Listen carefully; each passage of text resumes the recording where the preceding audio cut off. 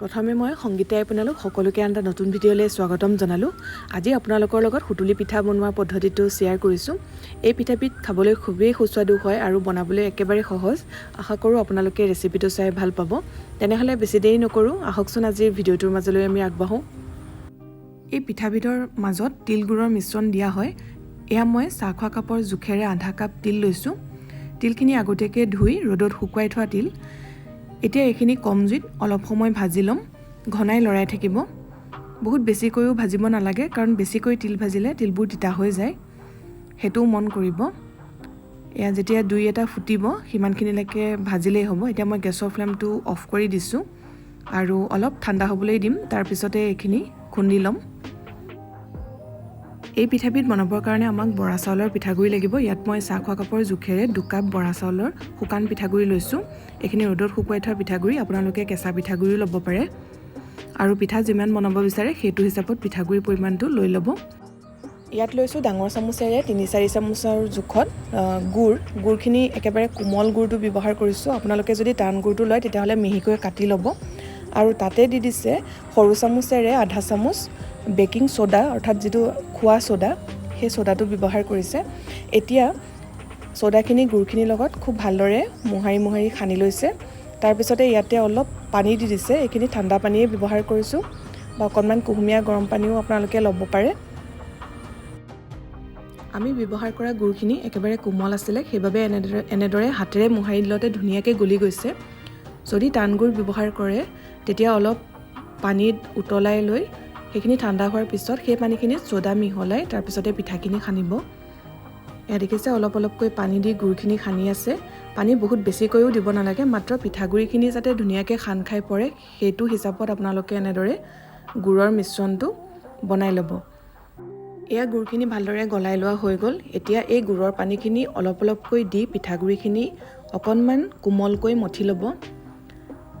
এইখিনি যিহেতু শুকান পিঠাগুড়ি, সেইবাবে গুড়ৰ পানী আমাক অলপ বেছিকৈ লাগিব। কিন্তু আপোনালোকে যদি কেঁচা পিঠাগুড়ি লৈছে তেনেহ'লে ইমানখিনি গুড়ৰ পানী বনাব নালাগে, ইয়াতকৈ অকণমান কমকৈ পানী দি গুড়খিনি গলালেও হৈ যাব।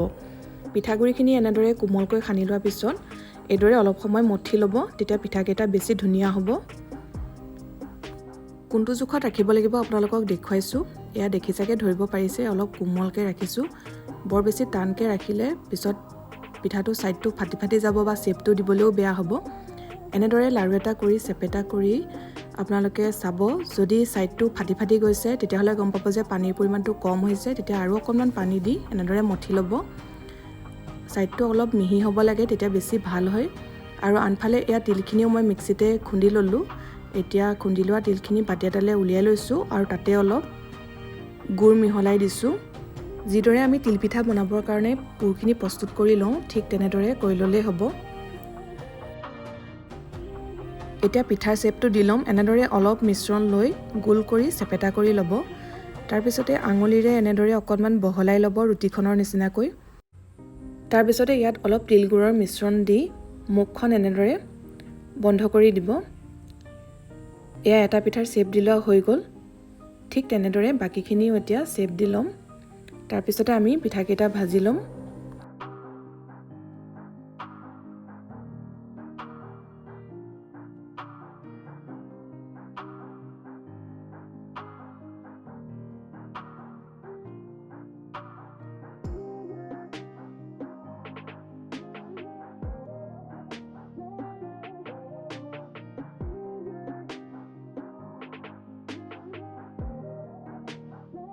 পিঠাখিনি ভাজিবৰ কাৰণে কেৰাহীত অলপ সৰহকৈ মিঠাতেল গৰম হ'বলৈ দি থৈছে। তেলখিনি গৰম হোৱাত ইয়াতে এটা এটাকৈ পিঠা দি গৈছে। একেবাৰতে দি নিদিব, যিহেতু বৰা চাউল, সেইবাবে ইটো সিটোৰ গাত লাগি ধৰিব। এনেদৰে এটা দিয়াৰ পিছত তাৰপিছত আকৌ এটা দিব, তেনেদৰে দি যাব আৰু ইলুটি কৰি থাকিব। গেছৰ ফ্লেমটো মিডিয়ামত ৰাখিব। মিডিয়াম ফ্লেমতে পিঠাখিনি ভালদৰে সিজিবলৈ দিব। দেখিছে খুব ধুনীয়াকৈ ফুলি আহে তেলত দিয়াৰ লগে লগে, যিহেতু ইয়াত ছ'ডাও দিয়া আছে। আৰু এনেদৰে ফুলি গ'লে পিঠাকেইটা খাবলৈও টেষ্টি হয়। এনেদৰে এতিয়া পিঠাখিনি অলপ ৰঙচুৱা হোৱালৈকে ভাজি ল'ম। এইকেইটা পিঠা আমাৰ ভাজি লোৱা হৈ গ'ল। দেখিছে খুব ধুনীয়া কালাৰ এটা আহিছে। ইয়াতকৈ বেছি আৰু ৰঙচুৱা নকৰোঁ, যিহেতু ঠাণ্ডা হোৱাৰ পিছত ইয়াৰ ৰংটো আৰু অলপ ডাৰ্ক হৈ পৰে। এতিয়া এনেদৰে নমাই ৰাখিছোঁ।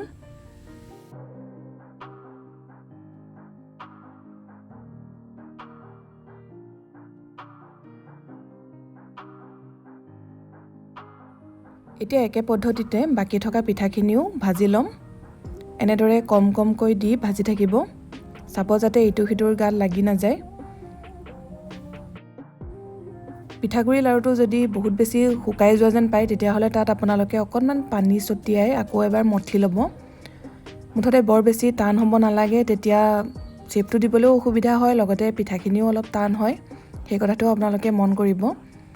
এতিয়া এনেদৰে আমি পিঠাখিনি মিডিয়াম জুইত ইলুটি শিলুটি কৰি ৰঙচুৱা হোৱালৈকে ভাজি থাকিম।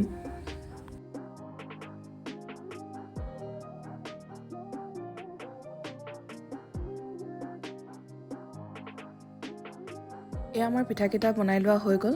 একেবাৰে সহজ বনাবলৈ আৰু খাবলৈ খুবেই ভাল লাগে এই পিঠাবিধ। যিসকলে আজিলৈকে এই পদ্ধতিৰে বনোৱা নাই, এবাৰ নিশ্চয় বনাই চাব আৰু কেনে পালে কমেণ্ট কৰি জনাব। যদি ৰেচিপিটো চাই ভাল পালে ভিডিঅ'টো লাইক কৰিব, লগতে শ্বেয়াৰ কৰি দিব। যিসকলে চেনেলটো এতিয়ালৈকে ছাবস্ক্ৰাইব কৰা নাই, ছাবস্ক্ৰাইব কৰি কাষতে থকা বেল আইকনটো প্ৰেছ কৰি অল কৰি ৰাখিব। তেতিয়া আহিবলগীয়া ভিডিঅ' ন'টিফিকেশ্যনবোৰ আপুনি পাই থাকিব।